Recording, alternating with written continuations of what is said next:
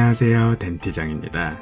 많은 분들이 기다리셨던 스플린트, 즉 턱관절 구강장치 시리즈로 돌아왔습니다. 앞으로 스플린트의 원리와 부작용 등 다양한 컨텐츠를 다룰 예정인데요. 오늘은 그 첫 번째 시간으로 스플린트 장착 시 주의사항 완벽 정리입니다.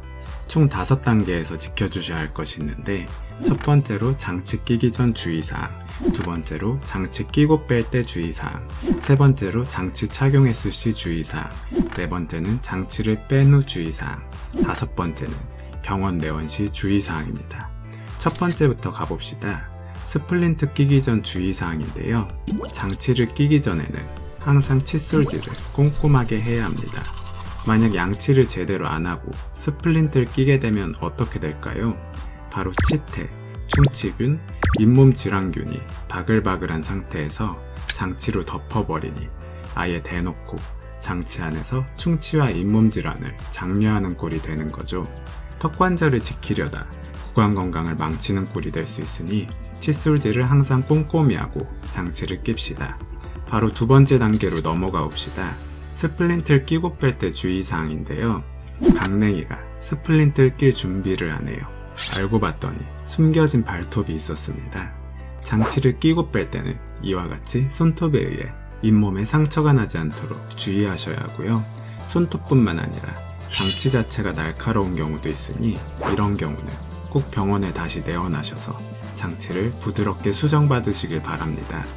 장치를 입안에서 뺄 때 손끝에 과도한 힘을 가하는 경우 장치가 파손될 수 있으니 주의하시고요.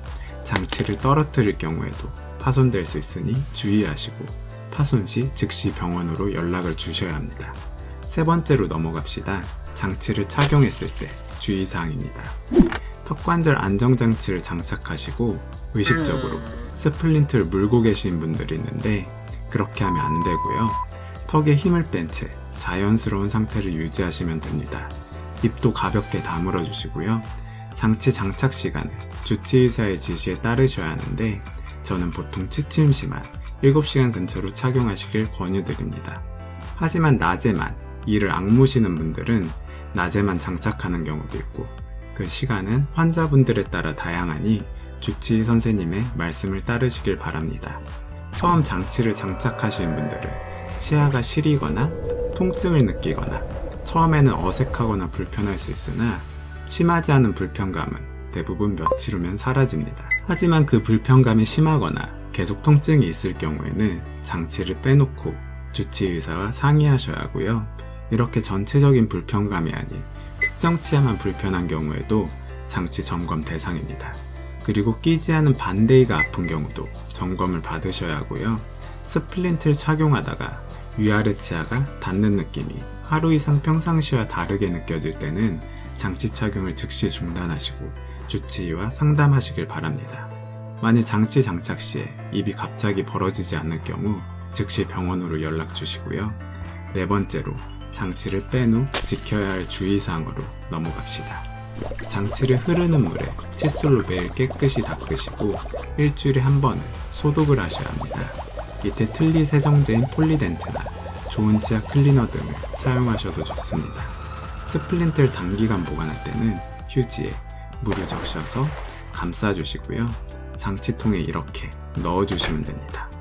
아니면 상온의 물에 담궈서 보관하셔도 되는데, 장시간 보관 시에는 물만 주기적으로 갈아주세요.